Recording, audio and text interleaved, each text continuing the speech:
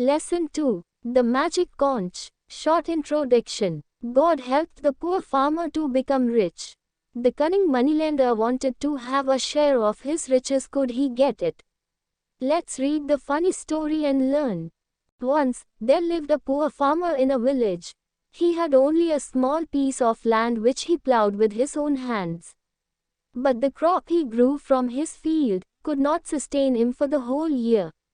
So, every year, he had to borrow money from the moneylender to buy seeds and fertilizer. One day, the farmer had nothing to eat in his house. So they went to the moneylender's house and said, "You can't squeeze water from a stone, and as you have nothing to get by me now, you might tell me the secret of becoming rich."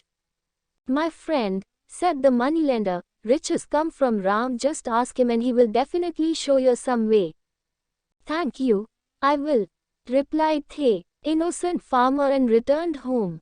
He asked his wife to prepare 3 bridal cakes to last him on the journey and set out to find Ram. On the way, he met a Brahmin. He gave him a cake and said, "Do you know where I can find Ram?" But the Brahmin had no idea of where and how to find Ram. He only took the cake and went on his way without saying a word. Next, the farmer met a saint and after giving him a cake, asked the same question.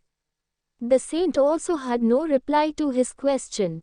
The farmer was disappointed, but he continued his journey.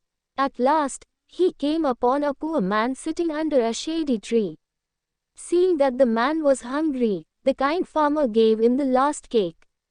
Then he sat down beside him to rest and started talking to him. "And where are you going?" asked the poor man, at length. "Oh, I have a long journey before me, for I am going to find Ram," replied the farmer. "I don't suppose you could tell me which way to go." "Perhaps I can," said the poor man, smiling, "for I am Ram. I know that you are a kind man. Tell me, what do you want of me?" The farmer told him the whole story of how he was passing his days in great hardship. Ram took pity on him and gave him a magical conch shell. He showed him how to blow it in a particular way and said, "Whenever you are in need of something, just blow the conch and your wish will be fulfilled. But remember, you have to be careful of the moneylenders, for even magic is not proof against their wiles." The farmer went back to his village rejoicing. When the moneylender noticed his high spirits, he said to himself, "Some good fortune must have befallen the stupid fellow, to make him hold his head so jauntily." Therefore, he went over to the farmer's house, and congratulated him on his good fortune, in such cunning words as if he had already known all about it. The farmer thought, when he knows everything, there's no harm in telling him the details. So, he told him the whole story of his meeting with Ram and getting the conch. However, he didn't reveal the secret of blowing the conch, for, with all his simplicity, the farmer was not quite such a fool as to tell that. Nevertheless, when the moneylender saw the conch, he thought that there must be some secret hiding behind it and decided to have the conch by hook or by crook. He was really cunning and, therefore, he somehow managed to steal the conch. But, even after nearly bursting himself with blowing the conch in every conceivable way, he had to give up the secret as a bad job. He thought for some days and then went back to the farmer.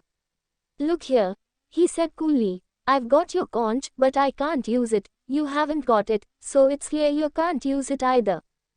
Business is at a standstill unless we make a bargain.